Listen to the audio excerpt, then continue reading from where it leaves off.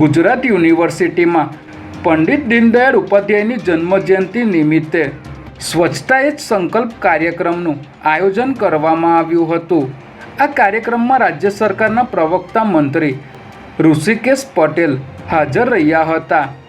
વિદ્યાર્થીઓ સાથેના સંવાદ બાદ ઋષિકેશ પટેલે યુનિવર્સિટી કેમ્પસમાં સફાઈ પણ કરી હતી। ત્યારે સફાઈ દરમિયાન તેમને યુનિવર્સિટીમાંથી ખાલી દારૂની બોટલ મળી આવી હતી, જેથી તેઓએ ધીરેથી આ દારૂની ખાલી બોટલ કુલપતિને આપી હતી અને કુલપતિએ દારૂની ખાલી બોટલને મીડિયાથી છુપાવી કચરાપેટીમાં નાખી દીધી હતી।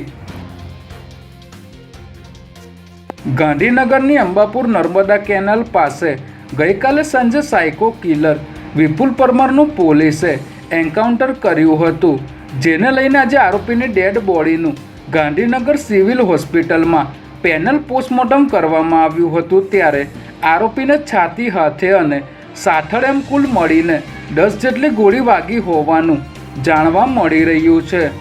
એન્કાઉન્ટર બાદ ગઈકાલ સાંજથી અંબાપુર નર્મદા કેનાલ પાસે પોલીસનો બંદોબસ્ત ગોઠવી દેવાયો છે, જેમાં કેનાલની ચારે તરફ પોલીસ દ્વારા બેરિકેડિંગ કરીને રસ્તો બંધ કરી દેવામાં આવ્યો છે।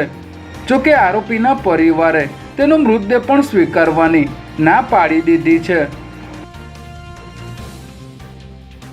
અમદાવાદમાં વધુ એકવાર ડિજિટલ એરેસ્ટનો કિસ્સો સામે આવ્યો છે, જેમાં સાયબર માફિયાઓએ નિવૃત્ત શિક્ષકને તેમના પરિવાર સાથે અઠવાડિયા સુધી ડિજિટલ એરેસ્ટ કરીને તેમની પાસેથી 38.70 લાખ પડાવ્યા હતા।